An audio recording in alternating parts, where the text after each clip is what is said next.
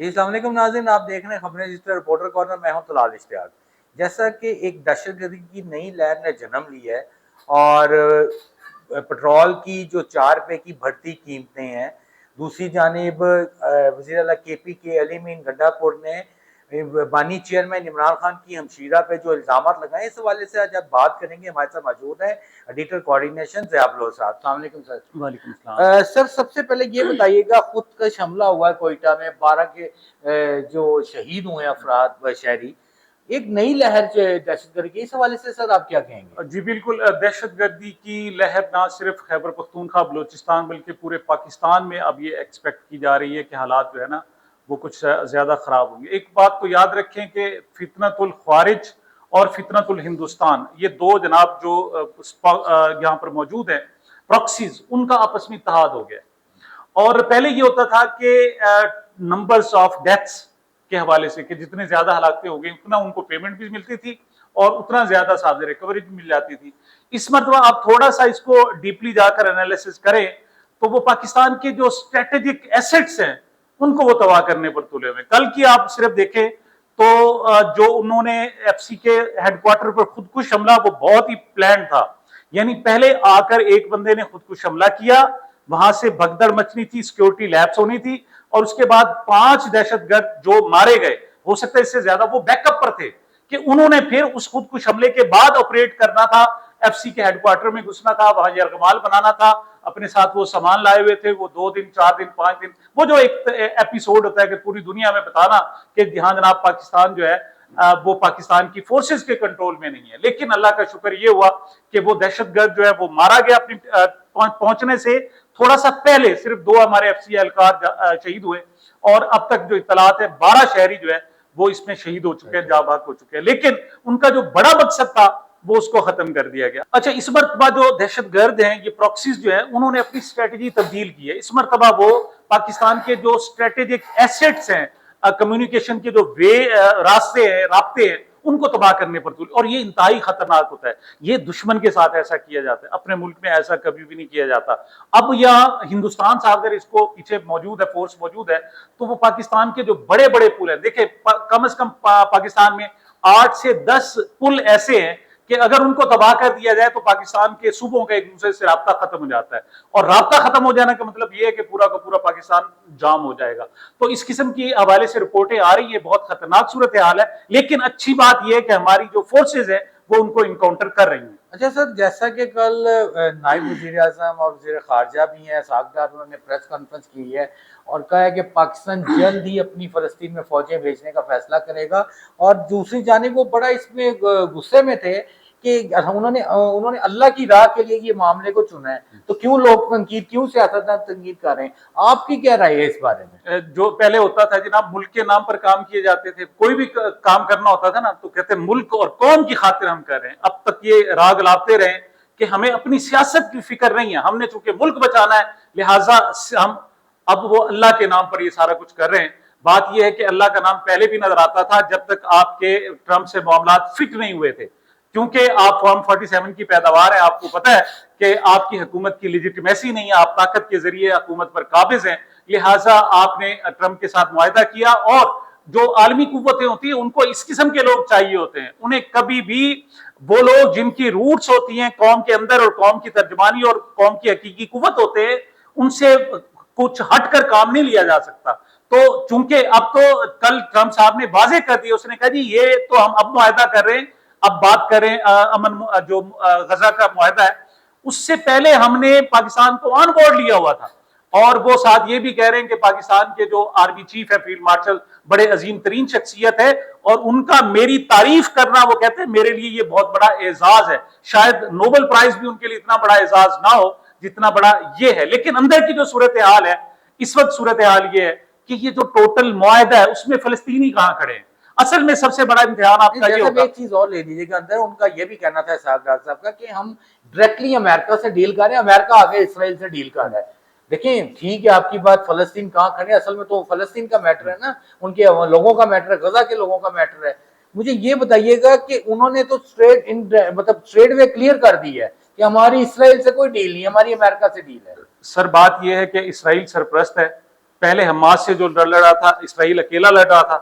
अब जो ही ये ट्रंप के साथ गुफ्तगू हुई, वो बाहर आया, उसने कहा जी हमने बड़े बड़े मकासद हासिल कर लिए, अब हमास को हम नहीं लड़ेंगे हमास से, जो इस्लामी मुल्क है वो उनके साथ जाकर लड़ेंगे। अच्छा, उनसे कहा गया कि इस्लाम जो फिलिस्तीन की अलग रियासत, उसने कहा पूरा का पूरा कार्ड उठा के देख लो, पूरा का पूरा जो 22 या 21 रुकाती जो मुआहदा है उसमें कहीं फिलिस्तीन का जिक्र नहीं कि उनकी आजाद रियासत कायम होगी।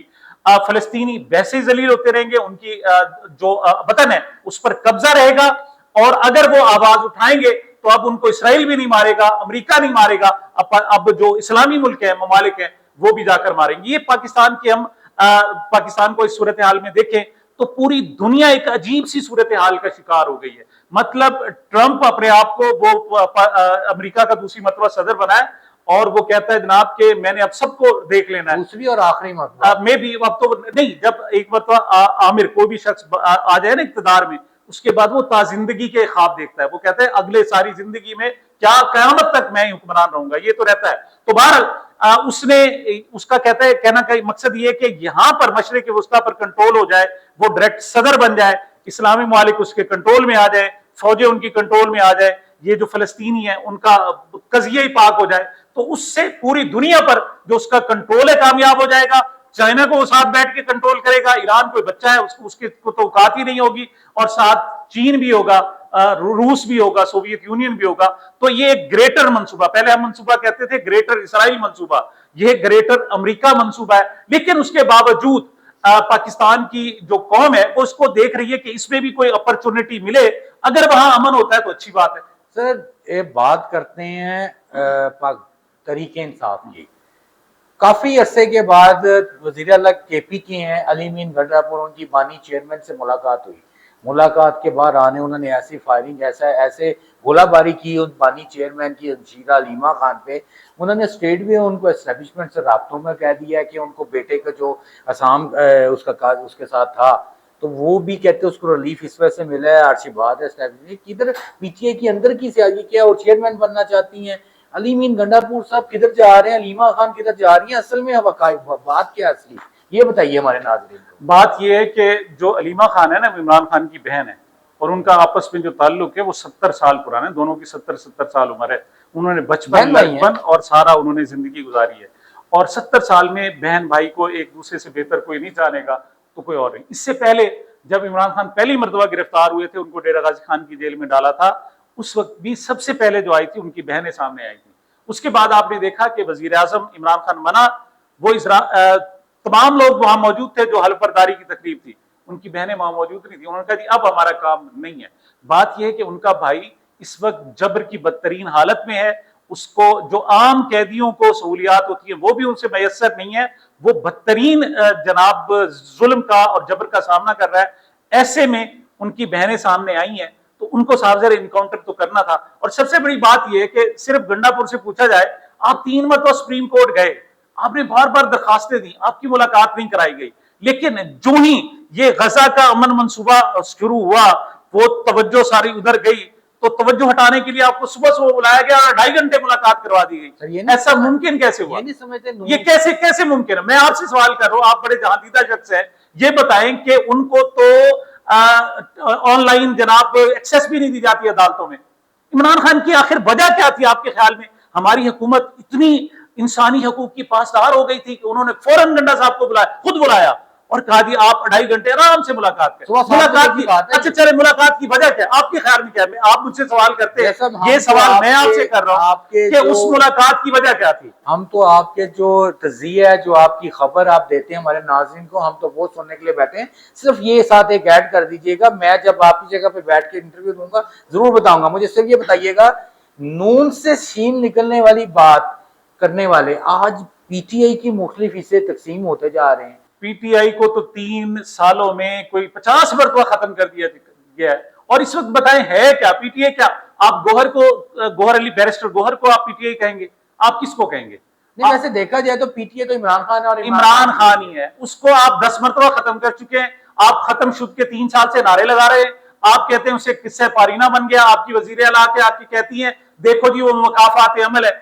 फिर आपको क्या जरूरत पड़ी कि आकर 2 घंटे आप उसकी मुलाकात करवाते हैं, फिर उसकी एक वीडियो बयान जारी करवाते हैं वजीर आला का। क्यों? वजीर आला की मजबूरी है कि उसने वजीर आला रहना है। बहरहाल ओवरऑल मैं कहूंगा कि जहां आपकी बहुत सारी प्लानिंग्स बड़ी कामयाब रही हैं, पीटीआई के अंदर इख्तलाफात पैदा करने में भी आपको कामयाबी मुबारक हो। अच्छा सर, जाते जाते ये बताइएगा, 4 पे फी लीटर पेट्रोल फिर महंगा हुआ है। ये सिर्फ पेट्रोल महंगा नहीं होता, इससे सब्जी पे, ट्रांसपोर्ट पे, पूरी माशियत पे असर पड़ता है। आप क्या कहेंगे? इस लोग एक तरफ हुकूमत कहती है हम नीचे मतलब महंगाई लाने के लिए कर रहे हैं, ये तो महंगाई हर 4 पे बड़ा फर्क पड़ता है पेट्रोल से। तलाल साहब पहले जो आमिर थे ना, चाहे वो मुशर्रफ हो, उससे पहले ज़ियाउल हक हो, उन्होंने हुकूमतों पर जबरदस्ती कब्जा किया हुआ था। लेकिन एक अच्छी बात थी कि वो अवाम पर इस तरह महंगाई का जुल्म नहीं करते थे। अब महंगाई का डाटा देखें, 2001 से 2018 तक महंगाई कम हुई है, उसके बाद फिर बढ़ना शुरू हुई है। और जो गोल्डन पीरियड है आप देखें, उधर से सदर अयूब का था, और उसके बाद जनाब जो ज़ियाउल हक का दौर है, वो पाकिस्तान का मुआशी हवाले से बड़ा जबरदस्त है। इसका मतलब मैं ये नहीं कह रहा कि मैं जमहूरियत की नफी कर रहा हूं, मेरा जमहूरियत पर बिल्कुल ईमान है, यकीन है।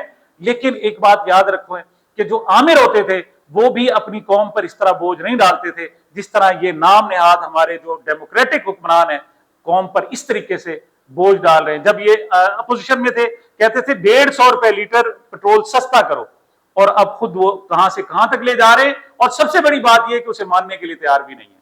जैसा कि आपको पता है कि 4 पे पेट्रोल महंगा होने से सिर्फ पेट्रोल नहीं, महंगाई पे भी और बहुत असर पड़ता है, चीजें महंगी होती हैं। मजीद इंफॉर्मेशन और खबरें देखने के लिए देखते रहिए खबरें डिजिटल रिपोर्टर कॉर्नर।